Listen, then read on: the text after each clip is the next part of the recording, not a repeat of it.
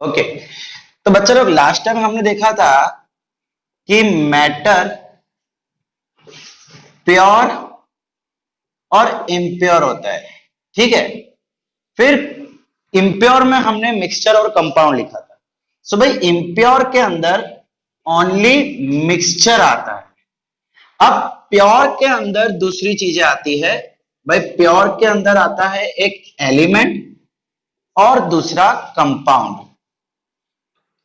Element का मतलब मैंने आपको लास्ट टाइम समझाया था कि भाई जो चीज अपने आप में एक अकेली हो, दैट इज कॉल्ड एलिमेंट, जो हमने लास्ट टाइम प्योर की डेफिनेशन देखी थी वही। और कंपाउंड भी हमने देखा था, मतलब डेफिनेशन वही है, मीनिंग वही है, सिर्फ कंपाउंड जो है वो इम्प्योर में नहीं आता है, वो कहां पे आता है, प्योर में। ठीक है बच्चा लोग, इतना याद रखना।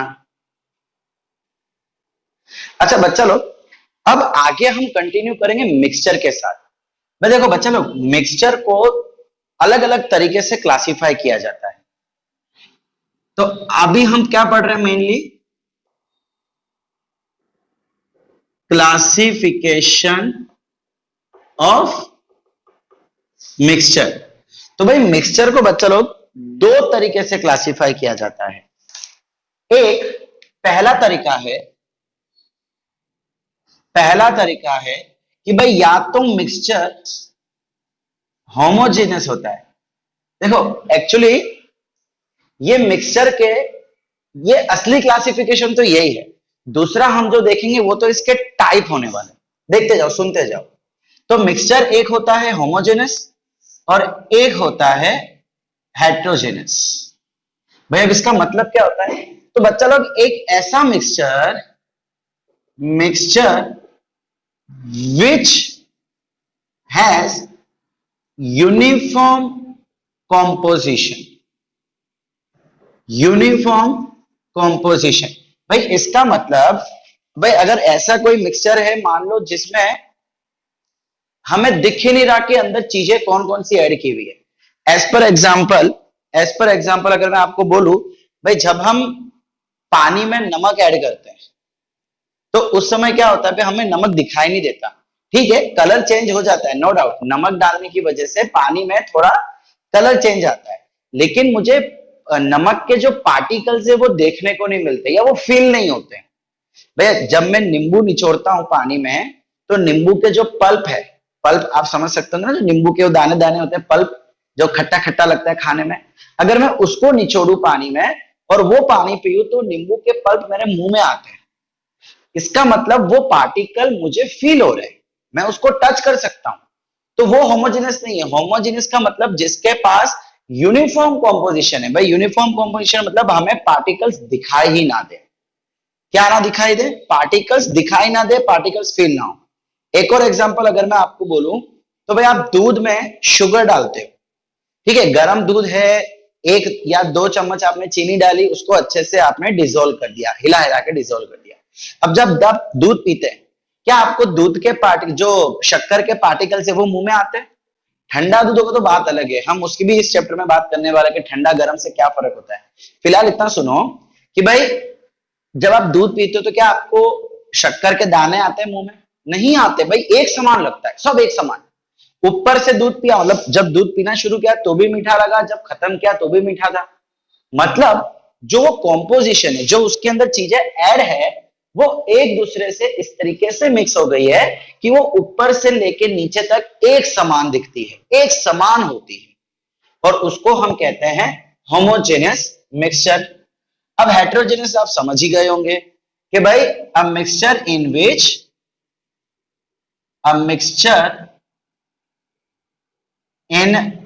विच there is no uniform composition. भाई यूनिफॉर्म कॉम्पोजिशन नहीं होगा जिसमें पार्टिकल्स हमें फील होंगे, हम उसको टच कर सकते हैं, जैसे मैंने नींबू का एग्जांपल दिया। या जैसे कि चाय छानने से पहले, भाई हम चाय बनाते हैं तो चाय को छानने से पहले उसके अंदर चाय पत्ती दिखाई देती है, ब्लैक ब्लैक कलर की। अगर आप वो पियोगे, बिना छाने चाय पियोगे, तो वो ब्लैक ब्लैक कलर के दाने आपके मुंह में आते हैं ना? आते कि नहीं आते भाई? मेरे तो मुंह में आते हैं, आप लोग के पता नहीं। बिना छाने वाली, मैं छानने के बाद नहीं कर रहा हूं, वो तो फिल्टर कर दी है। बिना छाने अगर मैं चाय पीऊंगा तो मुझे दाने मुंह में आएंगे, मतलब वो कैसा मिक्सचर हो गया? हेट्रोजेनस मिक्सचर हो गया। समझ आ रहा है बच्चा लोग?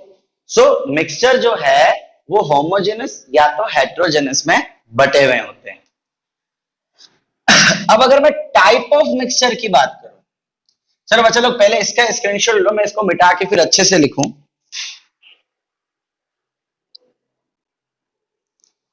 अच्छा बच्चा लोग, टाइप ऑफ मिक्सचर मिक्सचर देखने से पहले एक छोटा सा कॉन्सेप्ट पढ़ना है, टिंडल इफेक्ट। टिंडल इफेक्ट बच्चा लोग, इस टिंडल इफेक्ट पे और इसके बाद हम जो पढ़ने वाले हैं सॉल्यूशन,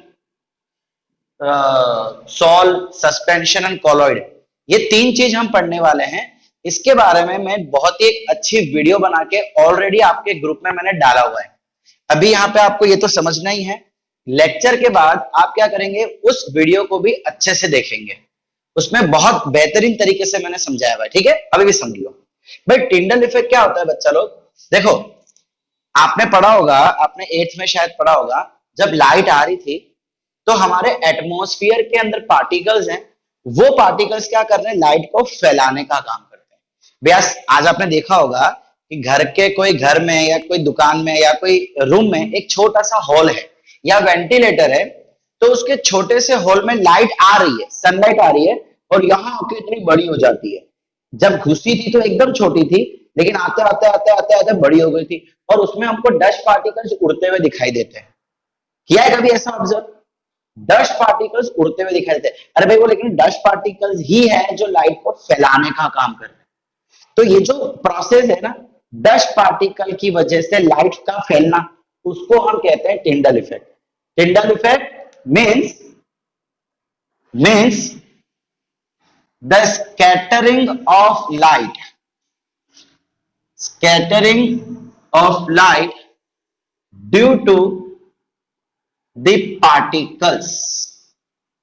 स्कैटरिंग मतलब फैलना, स्कैटरिंग मतलब फैलना, पार्टिकल्स के कारण जो लाइट फैलती है उसको हम कहते हैं टिंडल इफेक्ट। ठीक है, लिख लो फटाफट, चलो इसको।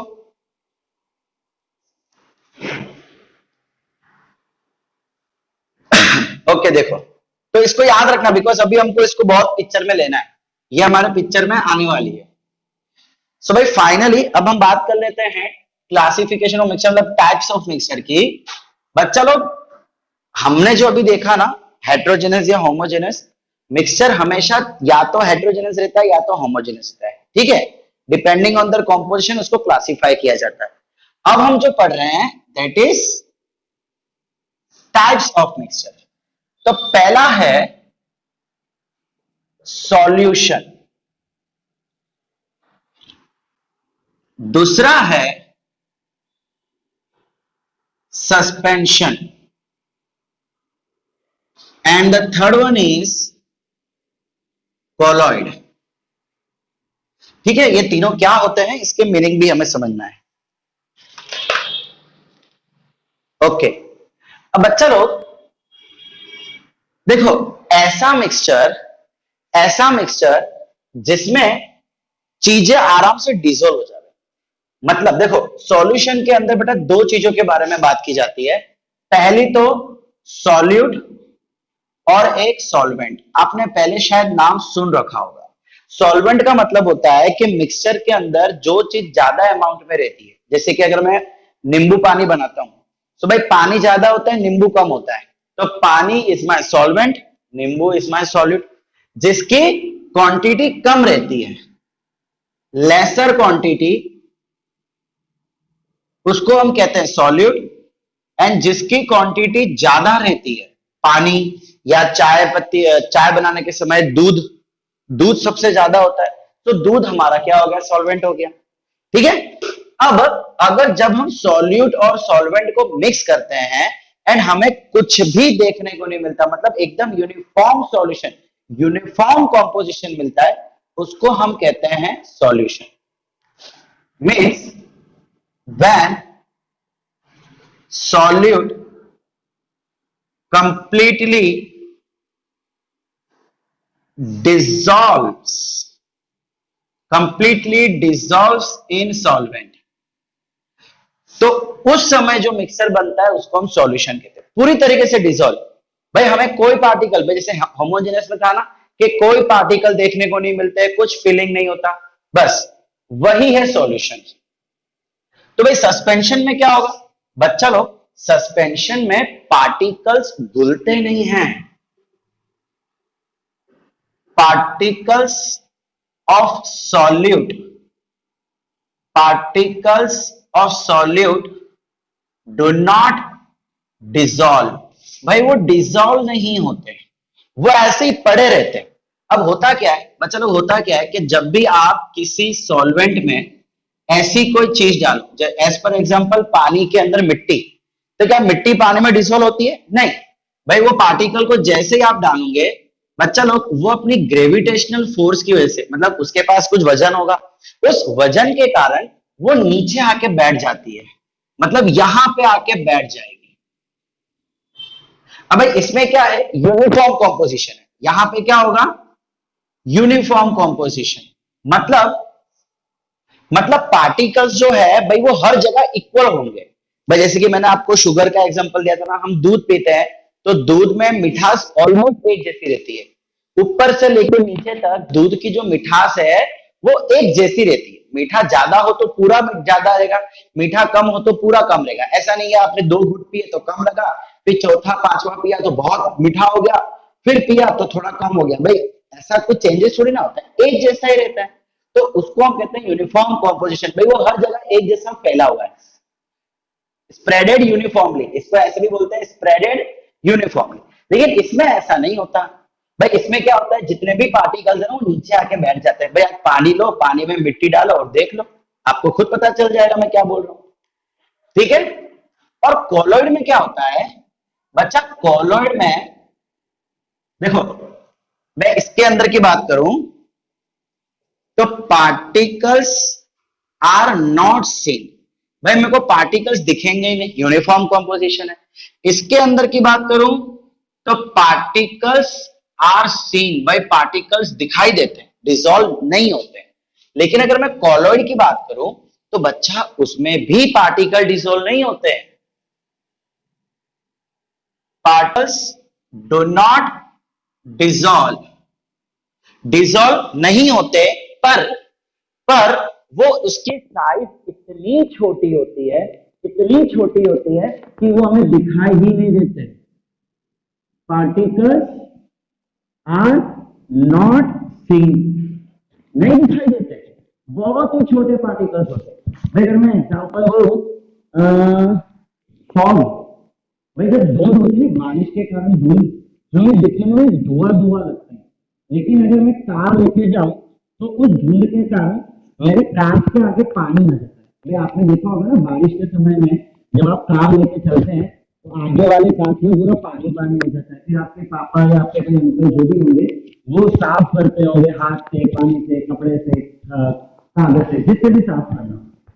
मतलब जब धूल होती है, अब इसकी एयर ले लो, भाई मुझे देख रहा हूँ तो मुझे तो पूरा आसमान साफ लग रहा है, हवा दिख रही है, लेकिन हवा के अंदर डस्ट पार्टिकल्स है वो भी नहीं दिख रहे। भाई वो इतने छोटे हैं, इतने छोटे तो भाई आप समझे, पार्टिकल्स छोटे हैं, पार्टिकल्स हैं लेकिन दिख नहीं रहे, इस वजह से इसको हम कॉलॉइड कहते हैं। और एग्जांपल के तौर पे मैंने आपको धुंध बोला, हवा बोली, ठीक है, कई सारे एग्जांपल है जो आपके टेक्स्ट बुक में भी बहुत सारे एग्जांपल दिए।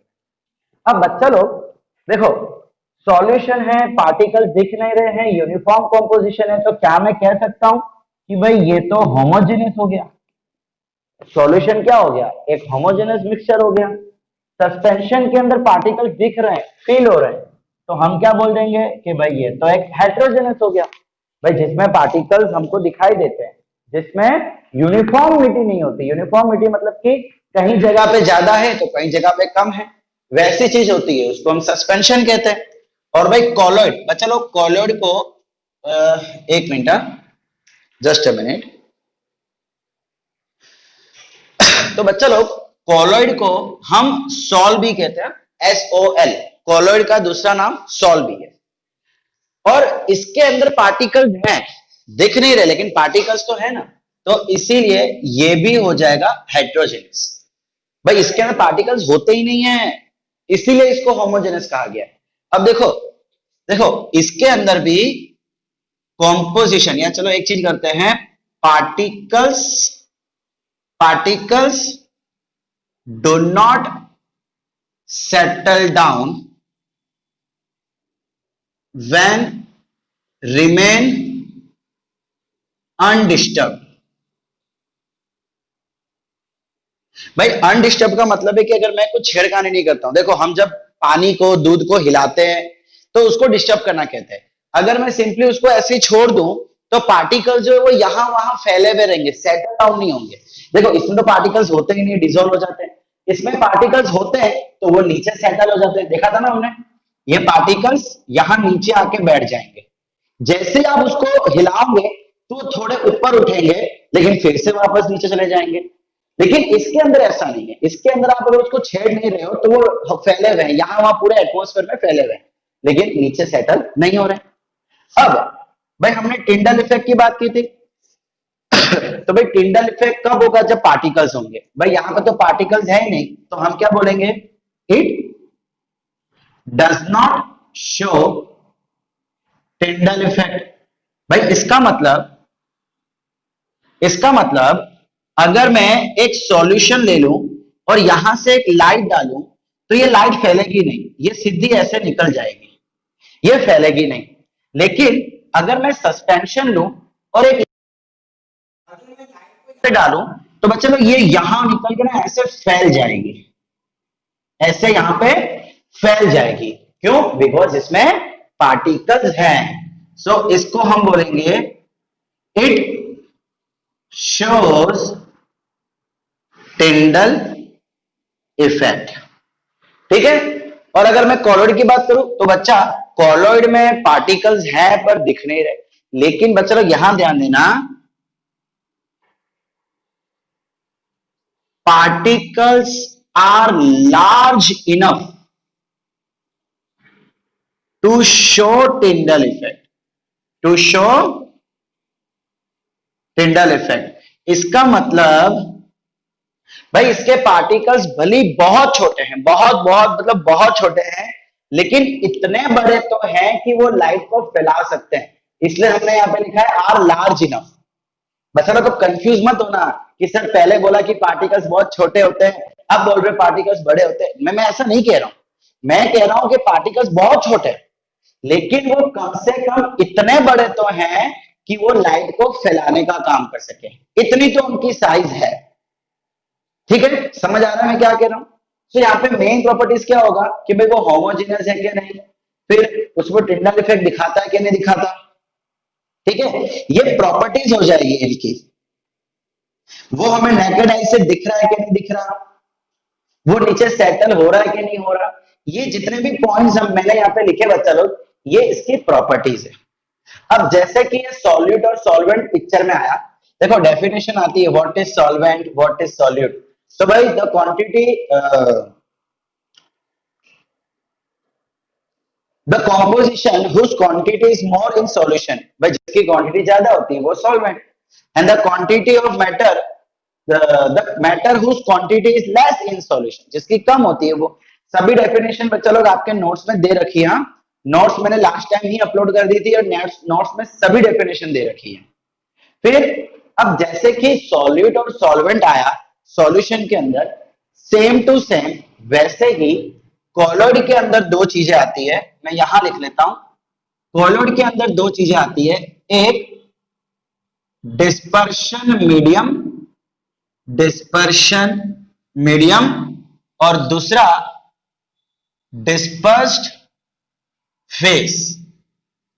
बेटा सेम टू सेम डेफिनेशन वही है, सॉल्यूशन के अंदर जिसकी मात्रा ज्यादा होती है उसको सॉल्वेंट कहते हैं, तो भाई कॉलॉइड के अंदर जिसकी मात्रा ज्यादा होती है उसे डिस्पर्शन मीडियम कहते हैं। भाई मीडियम मतलब ऐसा मीडियम जिसमें पार्टिकल्स होते हैं, डिस्पर्शन मीडियम। एंड फेस का मतलब भाई जैसे सॉल्यूट जिसको आप कम क्वांटिटी में ऐड कर रहे हो, सिमिलरली कॉलॉइड के अंदर जिसकी क्वांटिटी कम है उसे हम कहते हैं डिस्पर्स्ड फेस। तो सॉल्यूट सॉल्वेंट और डिस्पर्शन मीडियम और डिस्पर्स फेस एक्चुअली एक ही चीज है, खाली उसके नाम अलग अलग कर दिए गए हैं। बिकॉज देखो, नाम अलग अलग क्यों किए गए भाई, इसके अंदर तो चीजें डिसॉल्व हो जाती है, उसके अंदर डिसॉल्व थोड़ी ना हो रही है, उसके अंदर पड़ी हुई है, डिस्पर्स हो रही है। देखो डिस्पर्शन मीडियम ऐसा कौन सा मीडियम है जहां पे चीजें फैल रही है। सपोज करो आप खाना बना रहे हो तो खाने की खुशबू कहां फैलती है, रूम के अंदर। रूम क्या है, हवा है, तो मैं बोलूंगा dispersion medium is the air, हवा के अंदर फैल रहा है। एंड डिस्पर्जन फेस, फेस मतलब कौन फैल रहा है, कौन फैल रहा है, दूसरी कोई गैस फैल रही है, कोई पानी फैल रहा है, कोई सॉलिड फैल रहा है। भाई पानी की बूंदे फैलेगी तो डिस्पर्शन फेस लिक्विड हो जाएगा। समझ आ रहा है मैं क्या बोल रहा हूं, डस्ट पार्टिकल्स अगर फैलेंगे तो डिस्पर्स फेस सॉलिड हो जाएगा। सो इसीलिए नाम अलग किया गया कि वहां पे फैल रहा है, यहाँ पे फैल नहीं रहा है, यहाँ पे डिसॉल्व हो रहा है। ठीक है बच्चा लोग, समझ आया यहां तक।